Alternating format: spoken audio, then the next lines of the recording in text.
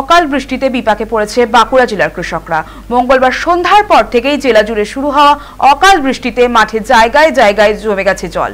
ধান কাটা শুরুর ঠিক আগে এই বৃষ্টি কৃষকদের মাথায় হাত ফেলে দিয়েছে। মাঠে দাঁড়িয়ে থাকা পাকা ধান বৃষ্টির জলে সম্পূর্ণ ভিজে গিয়েছে। কোথাও কোথাও ধান গাছের উপর দিয়ে বইছে জল। কৃষকরা জানিয়েছেন, এই আমন মৌসুমে ধান ফলাতে অনেকে সমিতি থেকে বা বিভিন্ন উৎস থেকে ঋণ নিয়েছিলেন।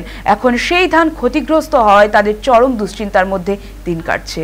বৃষ্টির ফলে শুধু ফসল নষ্ট হওয়াই নয়, গাছ ভিজে যাওয়ায় কাটারও সমস্যা হচ্ছে। ফলে ক্ষতির আশঙ্কা আরো বেড়েছে। স্থানীয় কৃষকরা প্রশাসনের কাছে ক্ষতিপূরণের দাবি জানিয়েছেন। অধিকাংশ কৃষকদের বক্তব্য, তারা কেউই প্রস্তুত ছিলেন না এই অকাল বৃষ্টি নিয়ে। আবহাওয়া দফতর সূত্রে জানা যাচ্ছে, আগামী 24 ঘন্টায় পশ্চিমবঙ্গের নানান জেলায় আরো বিচ্ছিন্ন বৃষ্টির সম্ভাবনা রয়েছে।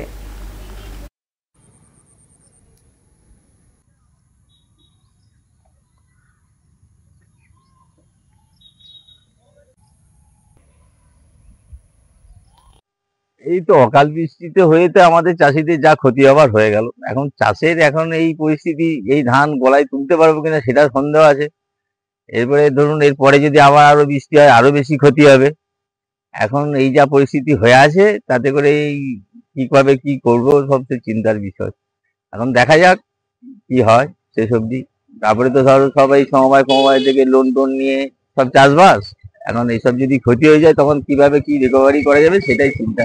কাল বৃষ্টিতে প্রচন্ড ক্ষতিগ্রস্ত হয়েছে চাষিরা। কারণ হচ্ছে এই যে বৃষ্টিটা হলো, ধানটা তো এই সময় ফলছে, সেই মাটিতে লুটিয়ে পড়েছে।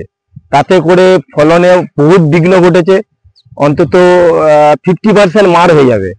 এবং চাষিদের যে এই যে ক্ষতি, চাষিরা ধার দেনা করে অত্যাধিক চড়া মূল্যে সার কিনে চাষিরা চাষ করেছে, প্রচুর খরচা, লেবার কস্ট, দেখা যাচ্ছে 50% চাষিদের লস হয়ে যাবে।